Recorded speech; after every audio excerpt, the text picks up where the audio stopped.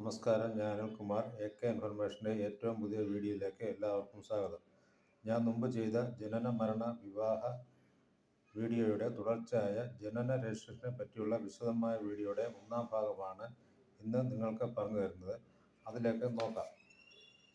പ്രധാന വിവരങ്ങൾ: 21 ദിവസത്തിനകം രജിസ്റ്റർ ചെയ്യണമെങ്കിൽ ഒരു കുട്ടി ജനിച്ച് 21 ദിവസത്തിനകം ജനന വിവരം തദ്ദേശ സ്ഥാപനത്തിൽ രജിസ്റ്റർ ചെയ്യേണ്ടതുണ്ട്. ഇതിനായി മാതാപിതാക്കളുടെയും വിവരം നൽകുന്ന ആളുടെയും ആധാർ കാർഡ് ലഭ്യമാണെങ്കിൽ മാത്രം മതിയാകും.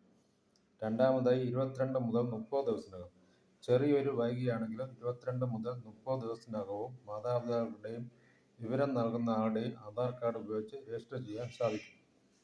മൂന്നാമതായി 31 ദിവസം മുതൽ ഒരു വർഷത്തിനകം.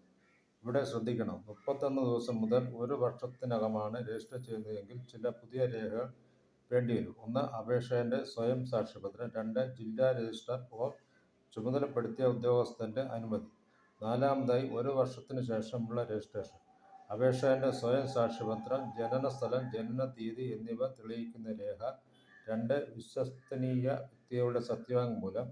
അപേക്ഷകന്റെ തിരിച്ചറിയൽ രേഖ.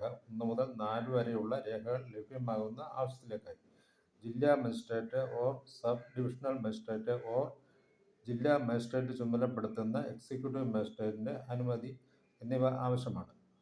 അഞ്ചാമതായി പേര് ചേർക്കൽ. 6 വയസ്സിന് താഴെ, പിതാവ്, മാതാവ്, രക്ഷകർത്താവിന്റെ അപേക്ഷ, അപേക്ഷകന്റെ ആധാർ ലഭ്യമെങ്കിൽ, കുട്ടിയുടെ ആധാർ ലഭ്യമെങ്കിൽ പേര് ചേർക്കാൻ കഴിയുന്നതാണ്. കുട്ടി ജനിച്ച ശേഷമുള്ള ജീവിതത്തിലെ പല കാര്യത്തിനും ബർത്ത് സർട്ടിഫിക്കറ്റ് ആവശ്യമായി വരും. പ്രധാന രേഖയുമാണിത്.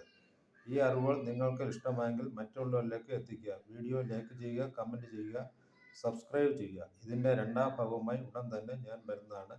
നന്ദി, നമസ്കാരം.